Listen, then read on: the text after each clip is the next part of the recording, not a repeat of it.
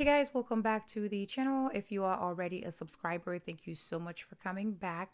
And if you're new here, welcome. My name is Francia, and on this channel we do a little bit of everything, but lately I have been interested in true crime.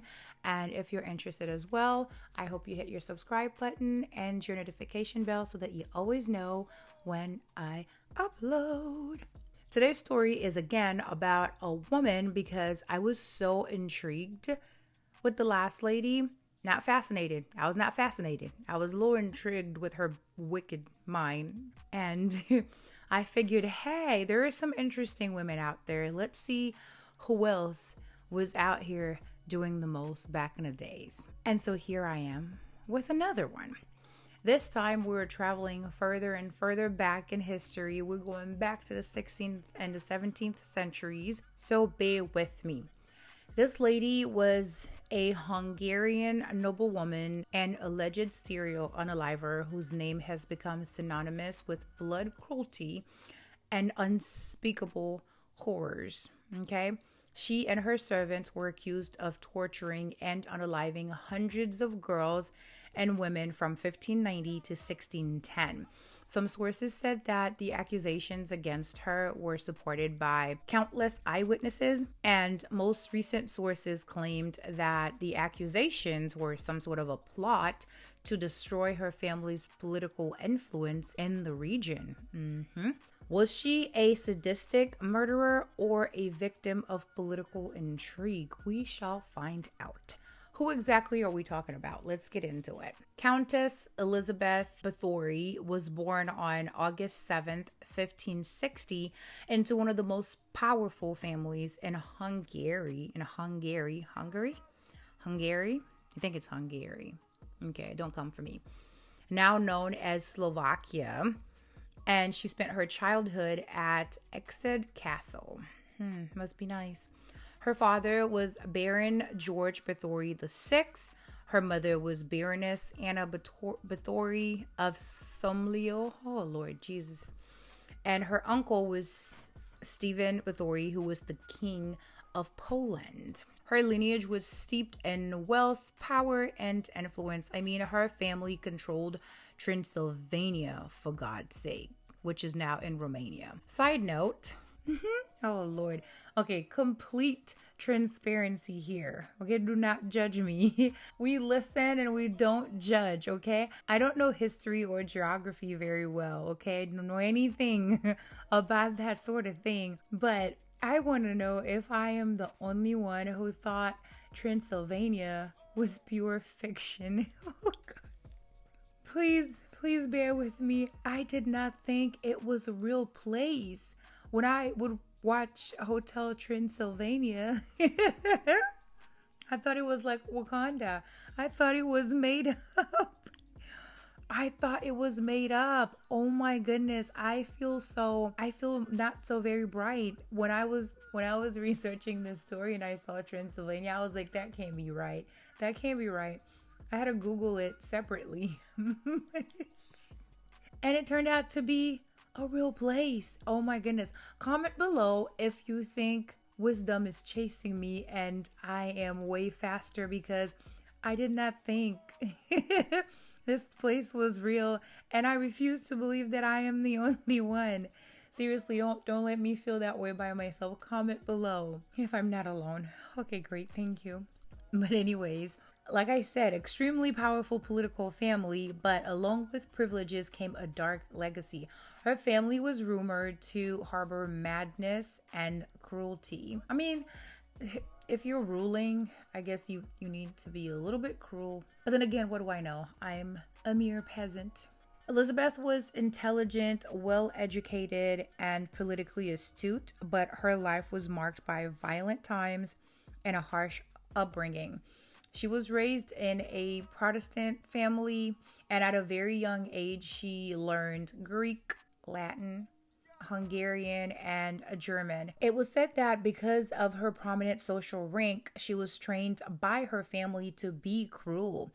I feel like it's almost the same thing in like every powerful, rich family, especially back in the days. They had to train their people their successors or their children or what have you to be cruel, because for whatever reason in politics, you cannot be a soft behind ruler or people will just end you. So you have to rule with an iron fist a lot of time. And that is a learned behavior. As a young child, Elizabeth dealt with a lot of seizure episodes, like epilepsy. Now, it was said that back in the days when someone was having seizures or was epileptic, the way that they would treat it is they would take the blood of a healthy person and rub it on the lip of the epileptic person, or they would mix the blood with a piece of skull of a healthy person and give it to the seizing person, and it was believed to cure or end the epileptic episodes. Now I have a question. How did you get a piece of their skull?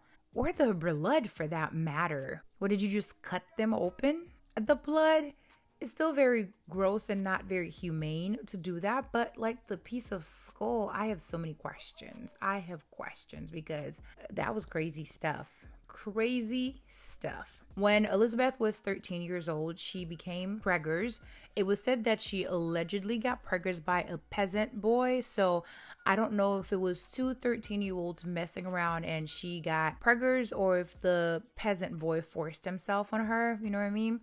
But she became with child, and once the child was born, they gave the child up to a local woman who was paid to take the child to another village or another part of the country or region or whatever, and it was never spoken of again.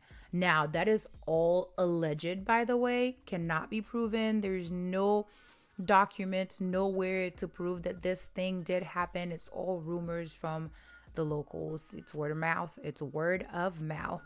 2 years after the whole baby situation, on May 8th, 1575, when she was 15 years old, Elizabeth married a gentleman by the name of Ferenc,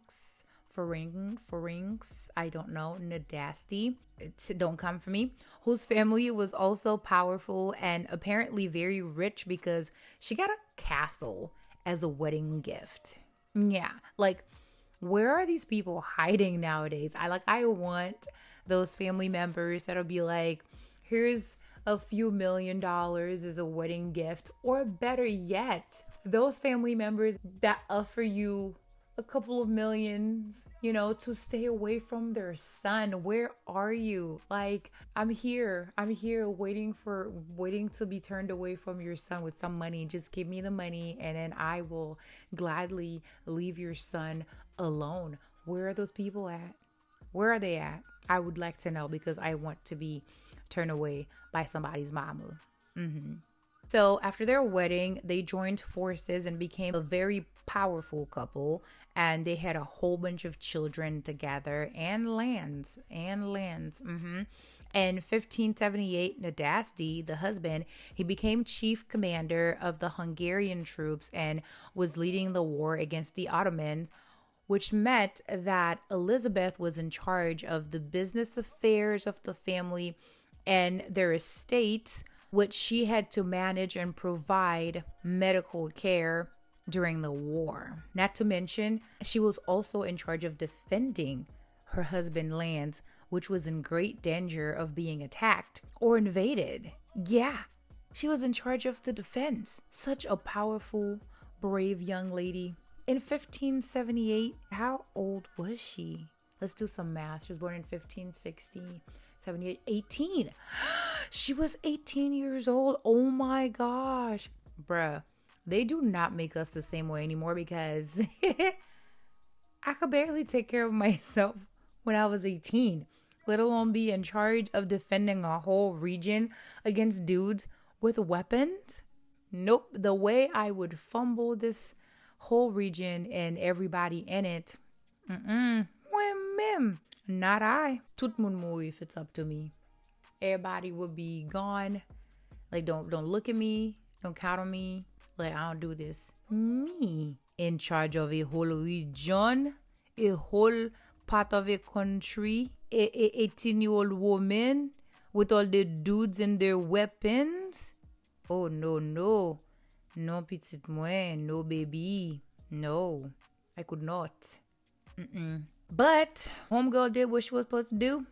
She did what she was supposed to do. She held it down. Good for her. And sadly, after 29 years of marriage, Nadasdy passed away, but not before entrusting his children and wife to a dude named Georgi Thurzo. I don't know. I can't pronounce these names, okay? It is what it is. Thurzo, who was Elizabeth's cousin, was also the one later on that would lead the investigation into Elizabeth's alleged crimes. Yikes. That's gotta be awkward. Imagine having to like be in charge of your cousin, to watch over your cousin, like you're entrusted to with your cousin to watch over her. And now you have to go arrest your cousin and put her in jail because she committed some crimes, allegedly. Awkward. So yeah, that was the case for Elizabeth, okay, or Thurzo. After the death of her husband in 1604, her legend took a sinister turn. Servants began to disappear, and rumors of her brutal punishment and sadistic tendencies started to spread. According to the good old people from her court, Elizabeth tortured and unalived young women and allegedly bathed in their blood to maintain her youth.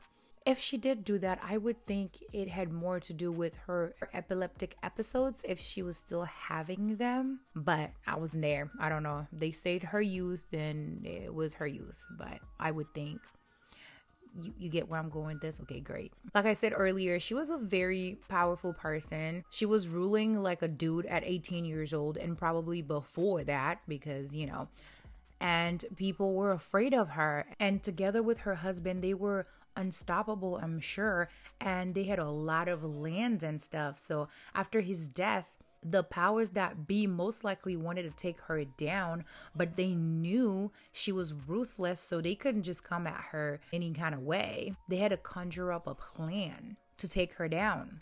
Allegedly, there were some political motives behind her accusations, as Elizabeth was a powerful widow and her land were highly coveted. So yeah, they might have exaggerated a little bit about the bloodbath and everything so that they could make their case a little bit stronger. However, there is evidence that she did inflict severe punishments on her servants. Punishment, yeah, but did she unalive them is the real question, you know? Because people punish their servants for whatever, to instill fear. It could be a number of reasons, but did she unalive them, you know? So the Thurzo guy, her cousin, was the Count of Hungary, and he was ordered by the king to look into the accusations that were brought against Elizabeth. They opened their investigation in March of 1610, and by 1611, they had collected over 300 witness statements. I'm side-eyeing because really, 300 in a span of a couple of months?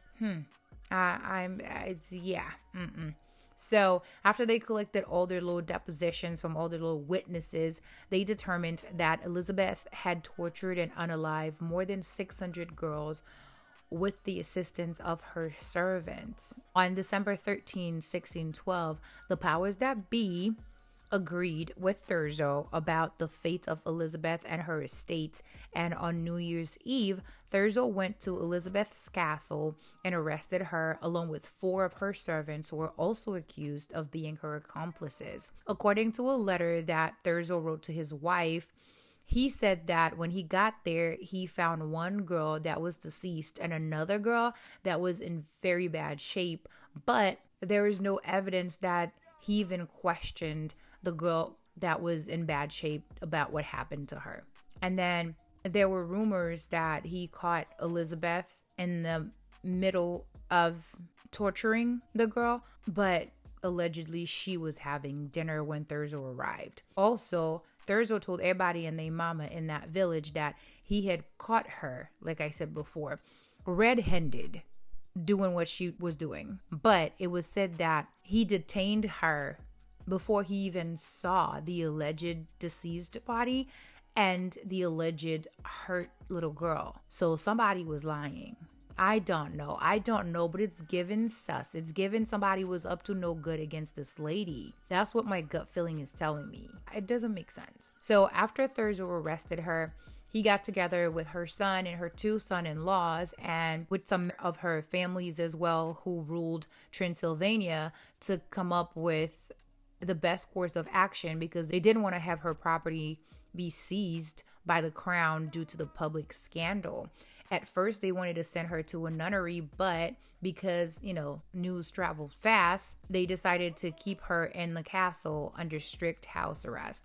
When it came time for the trial, they had like 17 witnesses, including the 4 that were arrested with her. But tell me why these people were tortured before they could even go to trial. And after they were tortured, they did end up testifying against Elizabeth. And after they give their little testimonies, their little written statements, they executed 3 of them. And then they sentenced the other one to life in prison. Poor things. Poor things. They probably thought that they were going to probably save their lives by testifying because of the way they had tortured them. But that ain't what happened. This whole thing was just weird. This whole thing was weird. And all of this happened solely based on rumors. There were no documents. There were no proof. There was nothing other than rumors that she really did do all of this. That's crazy. And Elizabeth herself was never tried. She was instead confined to her castle in a room where she spent the remainder of her days until she passed away in 1614 at the age of 54. I don't know, something doesn't add up. It is strongly believed that Elizabeth was a victim of conspiracy, and yes, I completely agree.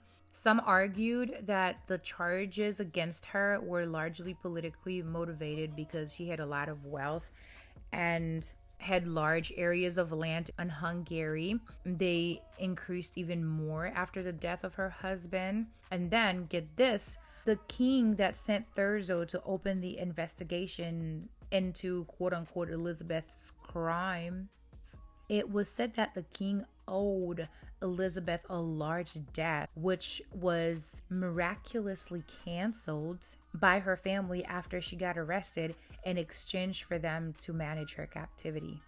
I'm telling you, shady. It's giving a whole island of palm trees. I don't like this. Some historians point to evidence of her cruelty, suggesting that she was one of history's first female serial killers, and others argued that the accusations were fabricated to seize her wealth and lands.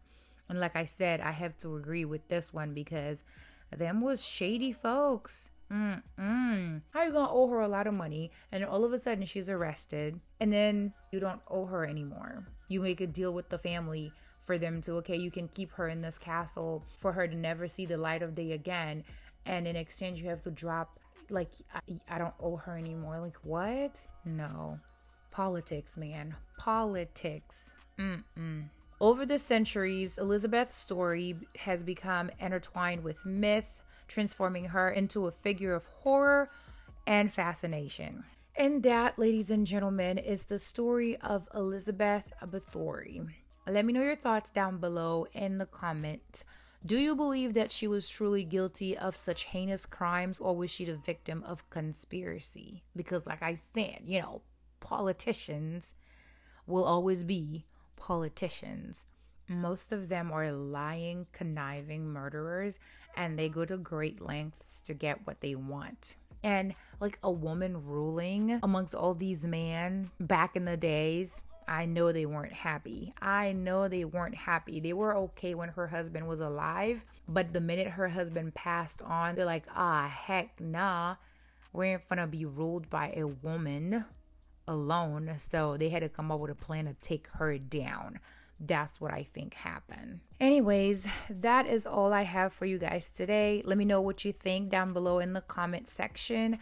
As always, thank you guys so much for watching. And please don't forget to like, comment, share, and subscribe. If you like this video, I will see you guys in my next one. But until then, I hope to see you in the comment section.